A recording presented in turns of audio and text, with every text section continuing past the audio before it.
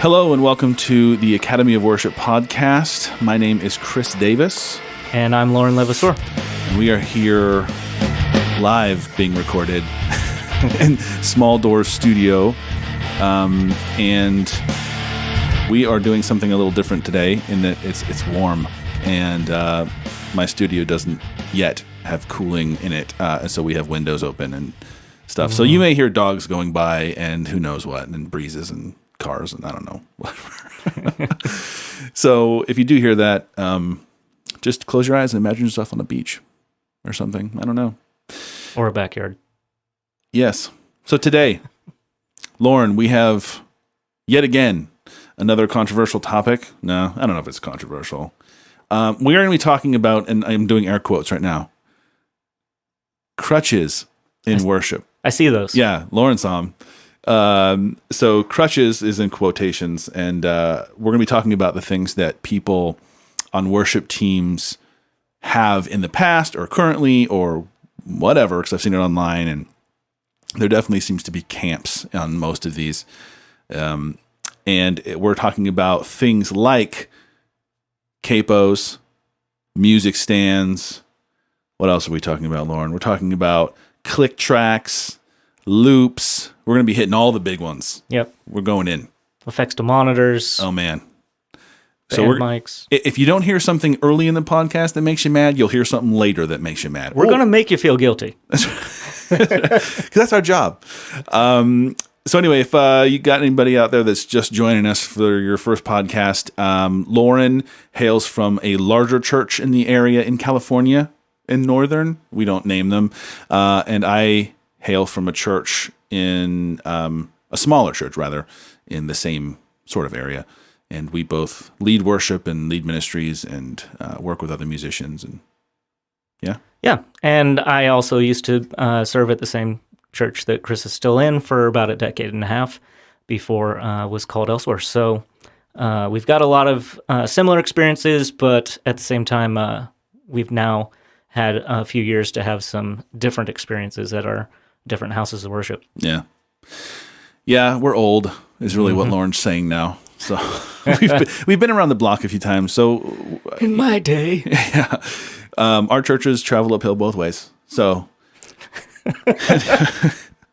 anyway, so why don't we kick things off? So yeah, we're talking about the things that some people regard as crutches in worship, and some people, we'll get into that in a little bit. So, Lauren, do you want to pick one out of there? I'm going to let you pick the first topic because we've got plenty to go over. How about music stands? Nice. That's a good one. So, some will say no music stands on stage because it looks unprofessional and all of that. And some will say, well, I don't know, throw out an argument for the other side. Well, the other side is, our schedule is such, or I'm busy, and while I do rehearse, I don't have time to memorize the music to your liking or whatever. I mean, I need music in front of me. And I think that, whenever I hear the argument, it seems to, one or the other side seems to go to the extreme, which is, it's not, no one meets in the middle or seems to meet in the middle where they say, hey, don't stare at your music stand. Make sure that you're engaged and you're worshiping. But, go ahead. I mean, if you got notes and you're writing or, you just need to see a specific part, I can, my particular opinion is I don't have a problem with music stands. I know that I don't give my team enough time with everything else going on in their life to sit and memorize, 4 charts or whatever every week. Although I will say some do. Some don't need them. But I think just having your stuff there, even if you want to make notes during a rehearsal. So I don't personally have a problem. Do you run into because you guys don't use them, right? We don't use them, but we do have charts on stage, so we'll set them at our feet. Gotcha. Where the cameras can't see them. Because it's a large auditorium, we've got multiple cameras going on, the whole team. And so, stuff gets thrown up onto one of the 3 big screens, and you usually can't see the charts or have music stands in the way for the shots that the team's trying to get on camera. But you can still, if you've got good enough vision and you're young enough, you can still see your charts. Which is not me. Yeah. I wear glasses on stage now. Yeah. Right. So So where was I going with that? I don't know. So the argument, or I should say the thought behind not having the music stand, say at your church, is because of the way it looks. Aesthetics, yeah. Okay. And I don't think in a vain way. I don't think anybody, in charge or on our team or anything is solely concerned about what we look like or anything. Right. It's cleaner. Right. It does give the other teams that are involved cleaner shots. You've got all kinds of... You're talking about the multimedia teams? Yeah, lights and cameras and that whole thing. And, we film for Church Online that people can tune into multiple times a week that has a live cast with a pastor right there that can type with you and pray with you and stuff. So it's aesthetics. Yeah. Okay.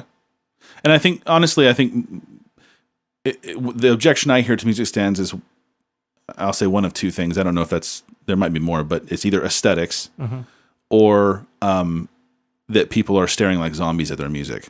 Yeah, you definitely don't want that. Yeah. And I encourage people to make notes on their charts as much as possible to really get down what it is that their part is doing and reminders to yourself, especially for bass players like me. I make notes in, out, for sections of songs that I'm coming in and out, quarter notes, eighth notes, 16ths, sync with kick, all these different little reminders to myself. Right.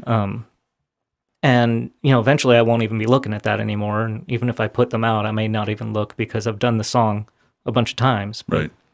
Yeah, I find that, if I'm serving at your church, I'm not necessarily relying on it for the chording, depending on the position I'm using, especially if I'm an electric guitar, because usually I'll know the riff or, whatever, the lead lines and stuff, and I'll know where I'm going. I don't usually need the music. But, if I'm unfamiliar with the key or something or it gets changed last minute, sometimes it's nice just to have a crutch there, and I will use it as a crutch. But yeah, it just depends. I think I'm more reliant on like the lyrics, because when I'm leading worship at my church, we don't actually have a confidence monitor in the back. Right. So, that's the giant music stand. The giant music stand. That people will freak out at if it's not on. They will freak out. So they are using a music stand. It's just really big across the room. Right. Okay. Good call. Yeah. And I will say I actually don't use your confidence monitor if I'm leading there, not because it's not cool, but because they don't change it fast enough for me. Right. And so I'm going to the next thing. I'm like, I'm pretty sure it's this part, and then I'll be looking at my iPad because I use OnSong, and I'll just look down and I'll just use that. But if you do it enough times, I think you're right. You don't become a zombie. But so what's the verdict then? I think there's not. I'll say mine. You say yours. So my verdict is, I think it depends on the church. I think it depends on your team. It depends on, I guess, aesthetics, preferences. I mean, I'm not one to really care about aesthetics too much in that regard. Like, there's a stand there that's in the way, So I guess I wouldn't ever say someone's wrong in not wanting to use music stands. I would just say, well, the teams I serve in, I find that they're helpful and teach them. Yeah, one of our main guitar players, an amazing guitar player, phenomenal. He doesn't use charts at all. And his response to people handing charts out and they ask him, do you want a set of charts? He goes, no, if I don't know it by now, I'm in trouble. Right. Which is a great response. It means that he's ready every single time he steps on stage. But not everybody's at that level. And it's something to shoot for. But again, not everybody's there. So you think it depends on... It depends on the people and it depends on the church. Yeah. And I think that's a good point that you made just before that with him saying, no, I'll be in trouble if I don't know it. Yeah, I would definitely say I don't want the music on the stand on Sunday morning to replace woodshedding and rehearsal. That's a whole different argument, because if you don't show up prepared. Yeah, if you're looking at the chart for the first time. Yeah, that's a whole different argument. Yeah, that's, yes, I would definitely say if that's a problem in your church, then you need to not look at the Band-Aid of the stand thing. You need to look at the disease. Yeah. And the problem is not rehearsing. But yeah, it's a whole different thing. Okay. Nailed that one. Solved that world problem. I think we're getting predictable by now. So don't take things to extremes, people. Yeah. Yeah, really. It's kind of like, come on, really? Yeah. And we could go off on that. I mean, I have seen some pretty extreme reactions to that where I'm like, wow, no one just kicked your dog, dude. What are you so mad about? Anyway, Speaking of extreme reactions, how about capos? Yes. Okay. Capos. Nothing will blow up a forum like that. So true. It's not, it's weird. It seems to come, the objection to a capo seems to come from like electric guitar players. Yeah. It's not anyone who leads, like who stands there and like sings lead worship. It's the guys who play lead guitar, electric guitar, whatever, that somehow have this attitude that if you use a capo, you're cheating. Right. I've never quite understood that. And here's why. I think that if you don't know how to play an A chord in non-first position on a guitar, then you probably have something you need to learn before you throw a capo on. Mm-hmm. So I do say you should know how to do that. However, if you need to get a certain voicing on your electric guitar, or you need to change the way a fingering is done, or like there's a lead rundown, I got news for you guys. If you have problems with certain capos and certain songs, I promise you that lots of super famous high-profile guys do it. Yeah. One of the funniest stories I have, non-worship, I was playing with a group that we both played with down south, and there was a Who song that we did that I had learned. I had done some research. It was me and another electric guitar player and a whole huge band, but we never rehearsed together other than the night before this big, huge gig. And it made me laugh because I remember I had done all this research on all the songs. I like to go deep and kind of figure out what did the guitar player that it was a cover song, obviously The Who, and how did he do it, blah, blah, blah. Well, it turns out I think he capoed one. Mm-hmm. And then he played, everything in relative to that in first position. So instead of playing like, a B flat or whatever, he's playing an A shape or whatever. I can't remember the exact thing, but there was these really funky things that if you didn't capo on one, actually became this really complex, hard guitar part where your fingers were spread out all weird. Mm-hmm. So I remember this is great. It's like, it's in first position. It's all, The Who, he just big windmills. So I get down there and I remember I'm watching the other guitar player play it. And I'm like, wow, man. We're making that way harder than it needs to be. And I was saying, dude, hats off you because, it sounds great, but why don't you just capo one? And I will never forget, he just broke out laughing. He's like, that didn't even cross my, wow, that would have made this so much easier because I hate playing this song because it's so hard. And I'm just like, okay. So anyway, I guess my point is that sometimes it'll make things easier and it'll allow you, especially as a worship guitar player, getting back into worship, it'll allow you to worship. Because sometimes when you're concentrating too hard on a fingering that you could just... I remember one night we showed up, we're about to do the service, or, we're having a little bit of rehearsal beforehand, and the worship leader, we were about to play Happy Day, Tim Hughes. Okay. And the worship leader changes the key last minute. Sure. And goes, we're going to play it in this key. And just the look on your face was just, I can't believe you just did this. Because it put your part in a place that was just, the voicing became completely wrong for the song.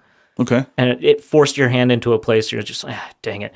And so I think you ended up, throwing a capo on and moving it to where, it sounded right again, even though they had moved it to a completely weird key because it was a woman singing. They moved it to F. Yeah. I remember, and it's in C originally, and I was just like, "That wow, really?" Yeah. Because everything was really high. Yeah, okay, I remember that. Yeah. I don't know if I use a capo, but I do. I hear. What you're saying. You changed something. Yeah. But that would be a situation where if your worship leader does change something on you like that, that's an option. Throw a capo on, bring it back into a place on the neck that it's going to sound correct, because your parts are your parts because they sounded good when they were written. And if something like that changes it and throws it into a position on your neck where it just sounds dumb, you're now fighting with the keyboard or whatever. And that's what for me, like all that being said, for myself, what it boils down to, it's a tool. Yeah, I think it's silly to throw a tool out the window simply because of arrogance or pride. You're like, I should play that. They're not I don't play open tuning guitars. They're lazy. Something like that. It's like, no, it's a tool. You tune it to an open tuning, and you can play all kinds of cool chords. Gives you a different voicing. It's always struck me as odd. The capo thing specifically has always hit me like, I don't understand the argument. I mean, if the person truly does refuse to know the guitar neck enough, especially an electric guitar player, you know, a lead player, or excuse me, a worship leader who's maybe leading on an acoustic guitar or something. Back off. Stop. It's a whole different instrument that you want to play in those kind of first position chord shapes. A lot of times, just lay off. That's how it goes. But electric guitar player, if you don't know how to do something in another position, it's probably a good thing to learn. But I have found there are songs that I'm like, you know what? It just needs a capo on 2, and if I'm doubling up the acoustic guitar on this big open A chord, then I'm just going to play a G, you know, on the right fret and done.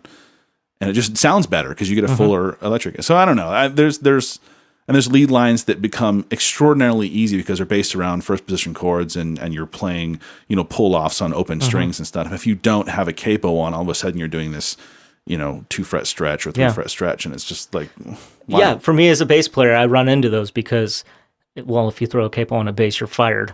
Yeah, that's true. Is there bass capos? I'm sure somebody's tried it, but they got fired because honestly, if you have to do that, they're not allowed. Yeah, go home. But yeah, those things happen where they move things, and you're just like, really? Because my part really, what was it? There's a Hillsong song that has like a bass solo in it. Okay. And it's not the one you're thinking of. Oh, okay, then never mind. Yeah.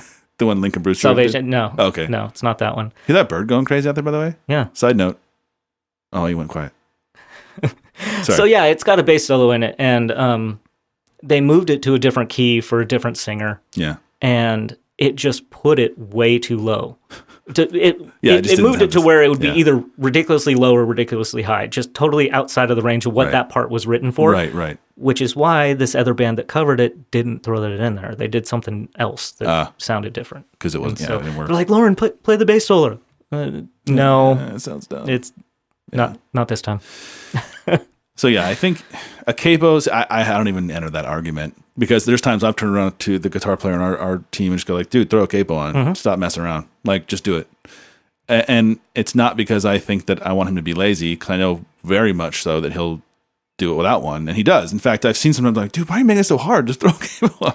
So it's not even an argument for me. And really, everything that we do comes down to what serves the song the best. Absolutely. If it means that you cut out for 3 sections because it serves the song the best, and then you come in near the end, right, then you do that. If it means throwing a capo on so that you get a really nice voicing high up that nobody else is covering that range and kind of chimes out in the mix and everything, then yeah, do it. It's just it's all whatever serves the song. Yeah, it's a silly argument if you ask me.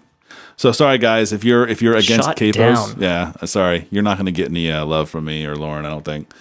We don't always do it cut and dry like that. We run middle of the road a lot of times. Yeah, but this is just wrong. Yeah, this one's not middle of the road for me. It's a tool, and it's like I don't use shovels. How come? Because they're lazy. It's a tool, man.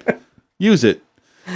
All right, so we have covered capos and music stands. I think with some good stuff. Here's one. And again, we have a split camp. Click tracks. Okay. Yeah. I'm gonna let you go on this one. Oh man, we came up so many years in the garage playing all of our stuff without click tracks, and then we get into church, and well, actually, in our situation, we never used them, and then I went off to a different church, and there's click tracks. Right. So now what? Mm-hmm. So the click track anti-argument against is that it's a lazy crutch. You shouldn't have to need them because it locks you into something that destroys feel. Right, it destroys the feel. What else? Yeah, that's really what it is. It's the feel, and you can't groove, and da-da-da-da-da, right? Yeah. So what did you find? So we were together in my current church. We served together, and then you left. You got called to this church that you're at now, and we didn't use a click track. Right. Right. We had a whole different kind of sound setup and da-da-da. Now it's different. But then you go to a church that is much more blown out production-wise, and boom, you have a click track. Go. Yeah, so I found it surprisingly easy to get used to. I'm still listening to the drummer. I'm still listening to the rest of the band. We're still grooving together, but we've still got this click track that most of us are listening to. Anybody on wedges obviously isn't listening to it. Right. And certain people probably turn it down or off, don't really care. But as a bass player, I've got to lock in with the drummer, but also this click track. And it's funny, unless the drummer just has horrible time and he's struggling with the click, it's pretty effortless. Right. Yeah. I found that as well. And he's really the person that is going to make it really hard or really easy to play with. Yeah, and I mean, there's just certain songs that even with the best drummers, you know that every time you do that song, the band is going to speed up like crazy on that song, and you just have to pull it back the entire time, just really trying to pull back the reins. Yeah? Is it Not God Is Able? That Chris Tomlin song. Yeah, that's the one I'm thinking of too. Yeah. Yeah. That one, yeah. Oh yeah, everybody tries to speed that one up. Yeah, well, it's like you can't help it. Yeah. The drummer just dun dun dun dun dun dun dun dun dun dun dun dun dun, and then all of a sudden you're rocking fast by the time you're at the end. Yeah. Yeah, and goes the other way too on certain songs. So having that click there to keep you on, it gives a more professional sound. There's not all the variations. Some people will argue, yeah, but certain songs need that room to breathe to speed up during the chorus and slow down during the verses. No, not really. Unless you are a songwriter that's specifically trying to do that. When was the last time you heard a song that did that on purpose? Right. And they do. Yeah, but you're right. It has to be intentional. You're not going to be playing those songs, honestly. Yeah. And honestly, most of those kind of songs, it's so subtle that it's a BPM or two, and you're not. Yeah. So I'm with you. I think coming from a recording background too and stuff, it wasn't like totally out of left field.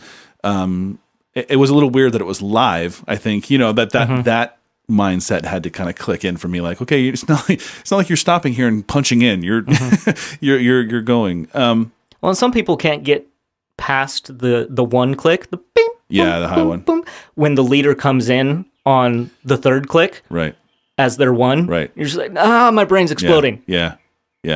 And that happens. There are times that if things are flowing and stuff that you just don't think about, you don't hear that high one and stuff. One of the things I like about the click, and I think this is, if I was going to discuss or debate someone who was against it, I wouldn't come from a passionate kind of like, it just is better, man, because you don't slow down. I would say that the nature of our calling and job is that we don't always play with the same people. And so one of the things that Click Track does is unifies you on a tempo that you can agree on. So not everyone's going to start the song at 75 BPM. Yeah. And that's okay if you're so good that you can come into BPM up plus or minus that without fail. Cool, then you should probably go to Juilliard or something. But like most people don't. Yeah, and the style of music that we're playing currently has a lot of dynamic range, and so having that click there really helps everybody come in and out of sections solidly together with confidence. Yeah. You don't have to guess, and I can't quite hear, like, okay, the song is now being carried by the pad on the keys that, like, I can't quite tell where she's changing chords. Right. And yeah, that's you're right. That's the part I like, and I would argue for, is that it gives you this common backbone that the whole band can kind of, you can get away in your brain. It's easy to tune out a click track. If you have it right in your mix, you can hear it, but you can't. And you can just chill. And I think anyone, again, who argues against the click track maybe bringing you out of worship, or you can't, it doesn't do dynamics or whatever. I hear you, but I think you kind of got to get over yourself on that one if you're going to use one. But if you're not, then as a team, just say, okay, we're not going to use a click track. And just go. Like, I don't understand why people would be against someone using a click track. So I have heard people that are kind of, they're not ungraceful or mean or whatever, but they definitely kind of have this, well, you should, you don't need a click track if you're good. Right. And it's kind of like, you know what? That's silly. Well, and from my experience, again, as a bass player, playing with different drummers all the time and everything, especially a song where, like, there's a lot of open space, but I'm doing, like, this 16th note groove. Right. it really helps lock all three of us in, me, the drummer, and the click, just all kind of come together into this groove that works, because we can hear it, we can feel it together. Whereas there might be too much space in there for kind of an inexperienced group together to feed off of that. And that's it, the inexperienced thing. Now, I'm one to say, if you have a bunch of experienced guys on stage, you're more than likely going to stay around a good tempo. If the drummer is just a rock star, he's going to, be a rock, and that's fine. But I think because of, again, coming back to that whole, this is our calling, and it's something that we have to do, and we have so many people around us, you might as well put a common theme in there that everyone can latch onto. Yeah. Now, also, I think we have to keep in mind that the rest of the congregation cannot hear it. And so when we get a little bit ahead or a little bit behind, and we kind of rock and forth back and kind of dance around that steady click, we need to be okay with that. Right. And know that the song's just breathing naturally at that point. And they can't hear it. They don't know. They'll never know anything that you don't show on your face. Right. And that's true. Yeah. And we just kind of have to be okay with getting off and getting back on, and right. Yeah, and so I think bottom line is that, again, like the capo, it's something that if your team decides, hey, this is something that we could really utilize, it's a tool, use it. If you're at a church that either isn't capable of doing it, or you're just like, man, we don't need that, then don't. There's, don't worry about it. It's something that you can use to help you, and if not, and I'm going to just right into our next one, loops in worship. Oh yeah. So here's where we get a weird bridge that does and doesn't work. So for instance, if you decide to use loops in worship, this is something that would supplement what you already have on the platform. So you've already got electric guitar, you've got keys, drums, whatever. There's a couple ways you can go. There's like, oh, we're missing the bass player today. So I've actually seen there's sites out there that give you an entire recording of a song, and you can just mute what you don't want and just leave the bass in. Cool. That's another tool. But the ones I'm talking about are supplemental in that they're not something that you're going to reproduce super easily, and it kind of is key in the song. So for me, there's a couple songs we do that are very, I'm going to use The Way as an example. Yeah. The song The Way, not just the way, the truth, and life. Which it is about that, but the song The Way is very, very, very synth heavy. Yeah. And it has some very, very big parts that are like electrono drums and just this crazy thing. Yeah, it's all that programming that those crazy keyboard guys do. Those crazy youth guys do. Now, there are people that can do that live. And in fact, I've seen the video of them doing The Way, and they do that live. Twisting knobs and doing all kinds of weird stuff. Awesome. Great. If you have the capability of doing that live, hey, more power to you. We don't. We have an awesome keyboard player. I love the way that she plays and the way that she fills in and stuff. But we're not at a point yet where she's like techno queen, where she can just, bust that out. So and plus just the drum loops and things like that. I mean, unless someone's up there with programming and we have that set in and they're pushing buttons or pads or something, we needed that. So there's a place, I'm going to plug it. I'm not endorsed by it, but loopcommunity.com is very big. And a lot of user-generated loops and stuff that are phenomenal. These guys, I'm like, man, you guys are awesome. Pull it in from there, pay the money, fly it into our session in Ableton, and then play to it. Now, you can't do that, at least not easily, without a click. Right. You need a click track. Oh, you're on the rails at that point. Yeah. So I would argue that if you're going to be using loops in worship, there's no way you couldn't use a click, or you're just asking for disaster if you don't. Yeah. So I would argue that that's the only time that you need a click in any kind of situation like that. So, but getting back to the loop part, how do you feel, Lauren, about using loops in worship? Now, I know the reality, and I'll let you talk about that, what happens, but how do you feel about it? I was kind of surprised the first time it happened, and I was against it. I was thinking, what is this? Why are we doing this? We've got 9 people on stage. Why do we need this extra stuff? Plus, I haven't come from the background of that kind of electronic sounding music anyway, and so it's kind of foreign to me. I warmed up to it a bit after we'd done it more and more, started getting used to it. Plus, I'm on the team. I'm supporting my leaders and everything. It's like, oh, this is what we're doing? Okay, yeah, cool. Right on. So yeah, I got used to doing it, and then So at first it was awkward, and you were kind of like, at first it was awkward, and I was pushing kind of against it. Then I kind of came over to the other side of the fence, and I was okay with it, and started getting excited for all these different parts that we could add and Gotcha. and everything. But we're now kind of crossing back over to where we're trying to get our players to the point where they can take over more of those parts themselves. Right. Maybe not all of them right away, or maybe certain songs. We've got 2 keyboards set up now so that they can do different parts, different sounds. So I think if you're able to, you can then go from using them to phasing them out. Like a learning tool. Yeah. Gotcha. And then I'd mentioned the site that we get ours from to you before, and I can't remember what it is now, but it's like the official ones that are like from the artists that have the entire the stems or whatever, where you can mute them and Yeah, I've seen those. Yeah. They're a little out of my price range. Yeah, and that's the thing but like you said, the one that you go to, Loop Community, Yeah. if you find the right ones, they're legit sounding good. Right. So. There's my dog. You hear him? It just depends. I'm pretty I don't know, stringent when it comes to picking them out. So when I come on, I'm definitely finding the one that's right. And there are some that are less than stellar, but there are some that I'm just like, dude, you wouldn't even know this wasn't the real one. Yeah. That's how good they are. So it just depends. Yeah. I mean, if you go that route, but so would you say that you're cool with it now? Yeah. Again, I think it's another tool. I think it's the kind of thing you got to know your culture that you're in. Like we've said before, you can't just look at somebody like Hillsong and go, oh, we're going to copy that exactly. Well, you live in, small town in Nebraska or something. Right. I don't know.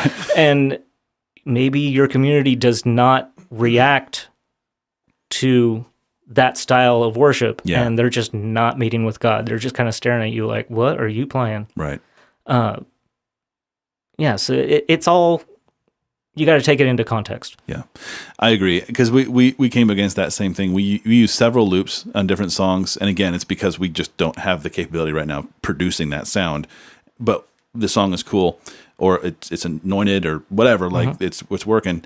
But yeah, I agree with you. I think there's a kind of a limit. You got to know your DNA, your church. And I would offer up that personally, I'm fighting against that right now, because there's a song. I'm not going to go into detail, but there's a song we brought in that is loopy and stuff, and I'm still like, I don't know. I'm trying it, but I'm not sure it's really firing on all cylinders for our church. So I may have to yank it, but yeah. So it's a tool. Same thing as before with the click track.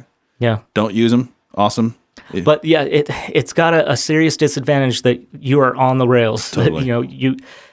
You're on that track and you cannot get off. If you have if you have a train wreck, you pretty much either have to just cut the song out and start the next song, or start the song over. Right. I think there are ways that we've discovered that you can kind of go back to a place, but it's just So let me clarify, just because I want to make sure everyone out there knows we're not total like doofs.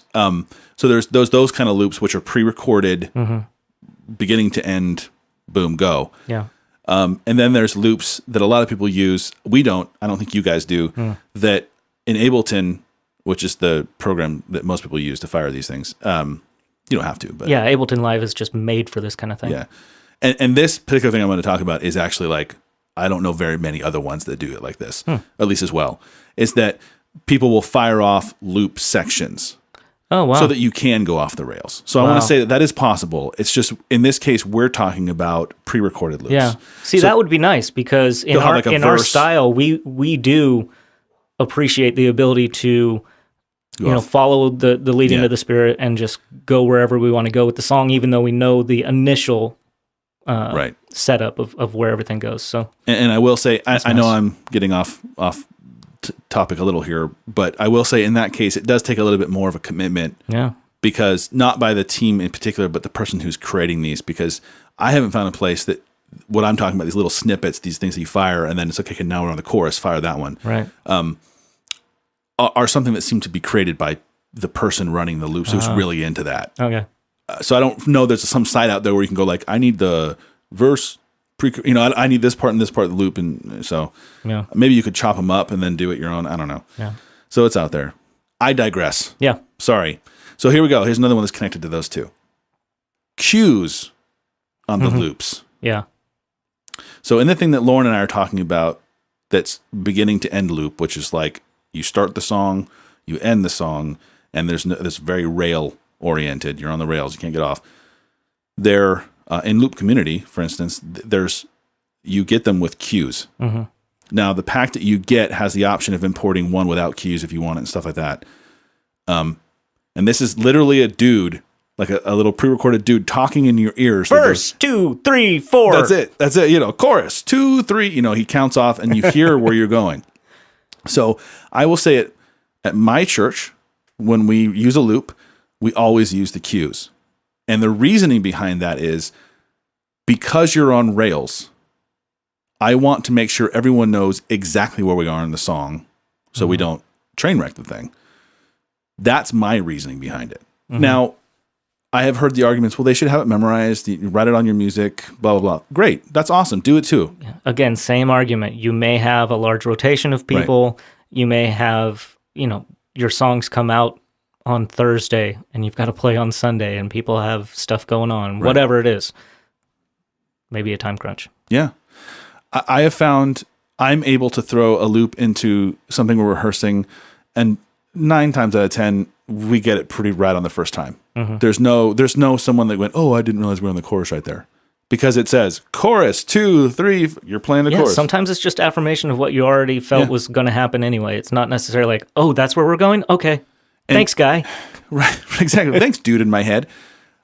I always come back to this. No matter what we're doing in worship, what we're using in worship, you have to understand your role in leading worship. Your role in leading worship isn't to show people that you're awesome at guitar. Right. Your role in worship isn't to show people that you're awesome at praying between songs. Mm-hmm. Your role in worship isn't to show people that your tone is awesome. Your role in worship is to show people, let's worship God. Mm-hmm. And if anything can come and derail that, anything, it needs to be removed with prejudice. Yeah. In my opinion. And for me, the things that a click track in particular and like cues and loops and stuff like that, if we're using loops, are no-brainers for me. Because I'm like, why wouldn't I use those? Mm-hmm. You can argue all you want, but the fact of the matter is I can almost say without fail that my team will never train wreck a song because of that. Now, it may also be because they've played it a million times at this point. Mm-hmm. But to me, it's a tool that I'm like, I'm going to just give that tool to my users. If they choose not to listen to it, that's on them. But we're here to serve God through leading his people into his worship. And if anything derails that, I'm going to slice it out. Yeah. Or, Yeah, any of these things can become idols without us even knowing Sure. in small ways. Sure. And, even the one of, we shoot for excellence. Right. Can become that thing you start kind of putting on that pedestal of, well, we don't do this because we aim for excellence or we hold our people to a higher standard because of excellence or whatever. And, while that's things that we do say, I'm not saying that our leaders are doing this in a bad way. Right. I'm just saying watch out for that because you can go, oh, well, no, we're not going to use the cues because we shoot for excellence. And we don't need that. We don't need to go down to that level. But like you're saying, it's like, why would I not do that if it helps the team? And if you're shooting for excellence, wouldn't that be something that would help you attain? Right. Yeah. So I hear the argument, yeah. and I would never put off like I know you guys don't use cues, and that's fine. I'm not saying that's bad. My personal take is I don't see a reason why I wouldn't. Right. So anyway, we're on the same page. I think it's another tool.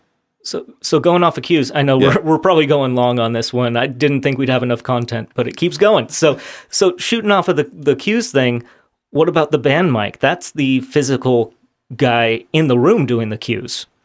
Right. And we use a mic, or I should say I use a mic. In fact, I have a switcher that I step on a pedal and it turns my main vocal mic into a band mic so I can do it whenever I want.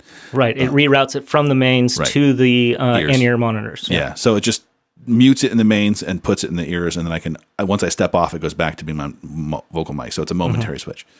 I know some guys have a second mic. Like I know you guys Yeah, we run a second mic every once in a while with a momentary switch that just goes from completely off to on. Okay. So that it doesn't pick up all the stage noise all the time. And we should elaborate on this one because I think some people don't actually know this exists. Right. I didn't for a long time. What'll happen is someone in the band, usually the bass player. Is it usually the bass player? In my experience, sometimes it's the keyboard player, the guitar player. It's just people like to throw it on the bass player because we have less to do. See, that's silly. Anyway, yeah, no. So anyway, it's a microphone that someone in the band, who's usually using their hands to play an instrument. I've never seen a drummer do it, but they could, I'm sure. It will just the mic itself, or however the route goes to just the in-ear monitors of the band, and this person is literally being the musical director of the band, saying, "Hey, let's bring it down right here. Go ahead and bring it down." And the band goes, "All right," or "Hey, let's start building it up right here," or "Let's go do a chorus right here," or whatever. So everyone's hearing this. So just everyone knows what we're talking about. That's the band mic. Like I said, we use one. I know you guys use one once in a while. We use it all the time. Let me say this: it's in place all the time. I don't always step on the. I want to talk to my band, but it does come in very handy. At first, I'll be honest. This was introduced to me from our guitar player, and he was saying, "Hey, I played in bands that do this, and it's really helpful if we need to communicate on the stage." And I was like, "Man, I don't know. It's just one more thing, and it can overcomplicate things, and how." And at the time too, I was thinking technically, like, well, how do you do it? It's I don't want to stick a mic on stage. That looks dumb, and blah blah blah. Long story short, we're now using it, and I love it, and I don't not like having it now. So if I'm ever in a position where I don't have it, because there are times that the spirit moves, and I will say, hey, if everyone's going for it and they're worshiping the Lord, and I believe that the spirit will move equally. It's not like it just moves on the worship leader. But there are times when I just feel God's really speaking, and I step on the mic and it goes, "Hey, we're gonna just flow here for a second. Just bring it down and do your thing." And that's so nice because I don't have to do some weird body movement or like hand signal and dance on stage and try to get the, "Hey guys, I'm going somewhere that we didn't practice," And it's been really helpful, and the feedback from the team has been, we love it. Like when you speak into it, it's just so clear where we're going. We know what we're doing. So. See, when I'm there with you, I've really enjoyed it. It's really good. Now, at my church, when we do it, when we first brought it in, because we got it as an example from another band, we tried it on the bass players, and that meant that the bass player had to really know their worship leader. They had to know where they were going to be going, what they were trying to communicate, so that they could communicate to the band what was going on. It also meant that the worship leader had to kind of audit what was being said to make sure that it was what they were wanting to do. And I guess the decision to take that away was, well, we don't know if every single bass player we have on the rotation is ready for that kind of responsibility and knows every single leader that well. And so it was taken away again. We tried it for like a month, and then it came back in the hands of the worship leader. Okay. And so he'll use it every once in a while in times that he feels like he needs to. Okay. I think especially in prayer services and things where there's a lot more freedom to kind of, we're going to go wherever. We know that we're going to be playing mostly in A tonight, but it could go anywhere. Right. So it's really handy in that. And then also, I'm the director of a training ministry. And I don't always set it up. I really should be setting it up more because I love it there, because half the time I'm actually on stage playing as well. And so while the leader's leading, I can then say stuff to the band to reinforce what hopefully everybody already knows is happening anyway. Right. And it's like, okay, like we practiced, we're going to go to the bridge here, because it's a training ministry. Not everybody's at the same level. And it's just, like I said, reinforcing those ideas. Right. Yeah, and I find too, if the worship leader in those situations goes off page a little, and everyone follows, everyone's cool. Now what? Like now they're okay. We're building. What do we? And you have someone reinforcing that, like you said. It's just a good tool. I love the tool. Ever since it's been introduced to me and I've actually used it, I personally feel that the person who should be doing it is the person who's leading. If you can do that, I mean, sometimes that's hard. Yeah, because like you said, someone else anticipating the worship leader. It happens. Hillsong does it. They're doing so much up there. They've got to read the room. They've got to, it seems to me, maybe it's just me, because I'm not a worship leader. It seems to me like they've got so much on their plate already that it's handy to have it in the hands of somebody else. Could be. As long as they know where we're headed. Right. Yeah. And maybe I'm just speaking from my own personal experience. Yeah. It does not bother me. It's in fact, for me, it helps me to know that I can communicate with the team and the tools we have behind, so maybe it is just me. Maybe it's easier to have it someone else, but good tool. I think it's a good tool. If you want to use it, great. I think we're middle ground again. If not, great. Just worship God, guys. That's our goal. Just worship God. It's just a tool if you want to use it. So we're going long today, which is fun. I think it's cool. They got a few more reps on their Stairmaster. Yeah, that's right. You guys are all much more fit than we are. All right. So the last one we're going to talk about here, and I think it's a relatively minor in some of the ones we talked about, but maybe it's not.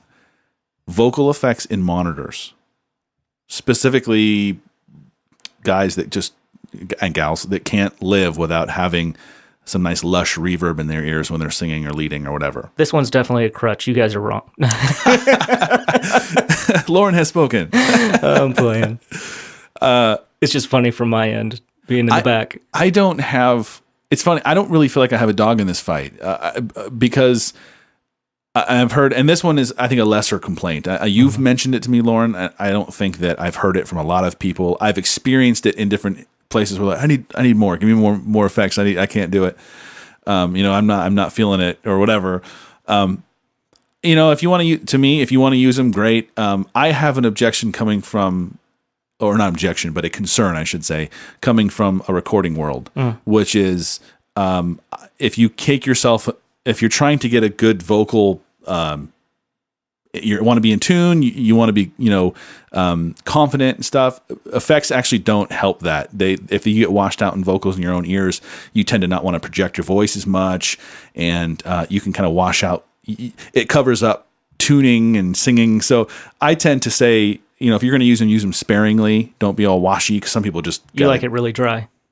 Personally, I don't run effects in monitor. Okay. Because I know what that does to a mix. Okay. It sounds cool, I guess, and can. But I like to have the separation in my in-ears and stuff to just not have that wash. Because I've already got, the ambience coming from the keys, and we've got guitars with lots of delay and stuff on them. And yeah.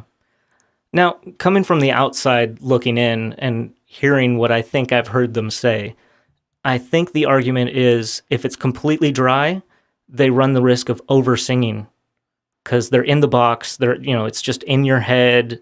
You don't get that natural room sound. And when you say over-singing, what do you mean? Like just singing too much, too loud? I think without that reverb in there, maybe they're trying to over-sing to try to get that kind of thing in there. I don't know. Maybe I've never met a singer. Maybe I'm completely wrong. I don't know. Once you put ears in him or something, I've never met a singer that sings too loud. Because it's like just interesting to me. I don't know. Maybe that is what they're saying. I don't know. I'm not really sure what the argument is. I just know that most people I've played with are like, hey, can I get some more effects in my monitors? Yeah. And I've heard and it. Others will, you can tell they like it really wet. Yeah. And others, they're going for this middle road. They're going for this amount that they know that they like, and this is too much and this is too little. Yeah. But I don't know. Yeah, whatever. I'm not going to... Yeah, like I'm not a good enough singer to have experienced that in that position in the church. So right. I don't know. Yeah, I don't have a preference. In fact, if I was in that position, you'd probably be like, yes, all the way up. I need more to drown myself out. No, covers a multitude of things. I guess to me, a lot of effects I'd warn against, just because that's defeating the purpose of your monitors, to be honest with you. Like, you need to hear yourself well, and I think effects wash that out, but that's just me.